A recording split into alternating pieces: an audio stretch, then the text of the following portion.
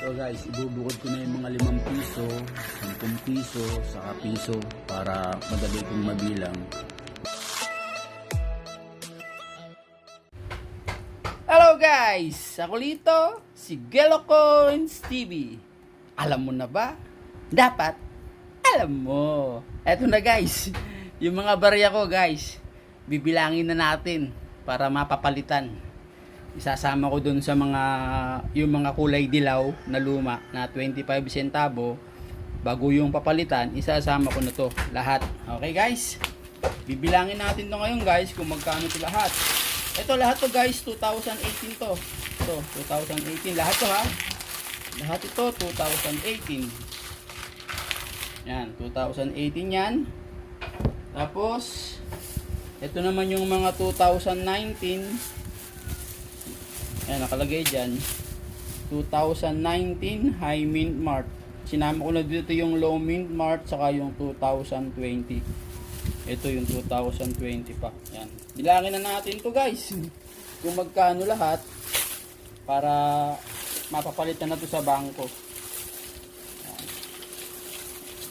Yung una kong binilang guys, kung naalala din nyo, 650 yung mga kulay dilaw.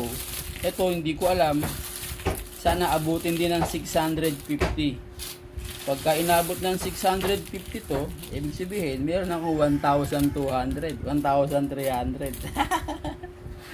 Oh, dandami niyan guys, oh, di ba? Oh, pag binilang ko na yan, tapos dadaling ko sa bangko, papapalitan ko, hindi pera na yan guys.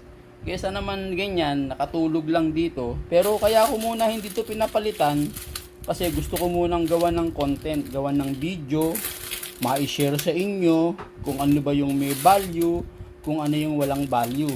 Ngayon, na-share ko na sa inyo simula 2017 hanggang 2020, tapos mayroon pang 2025. Ang hinahanap lagi ng mga kolektor, yung 2017. Tandaan nyo guys ha, yung ganito ha, 2017 lang ang hinahanap ng mga kolektor.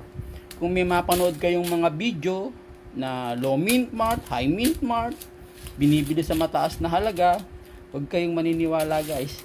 Nandito na yon guys, papapalitan ko na to. Basta ang hanapin ninyo guys, 2017 lang guys. Yun ang merong added value, yun ang binibili ng mga kolektor, depende sa kondisyon ng coins.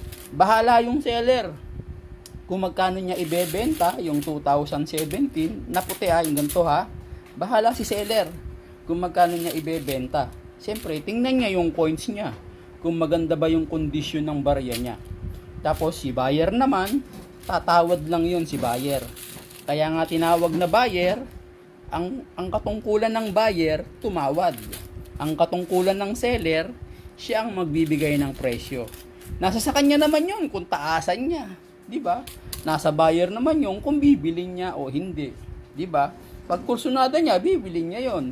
Pagka kapos siya sa budget, tatawaran niya yon. Kung magkasundo naman yung dalawa, mas maganda. Maganda yung usapan. Diba? Ganun lang guys ha. 2017 ang hinahanap ng mga kolektor.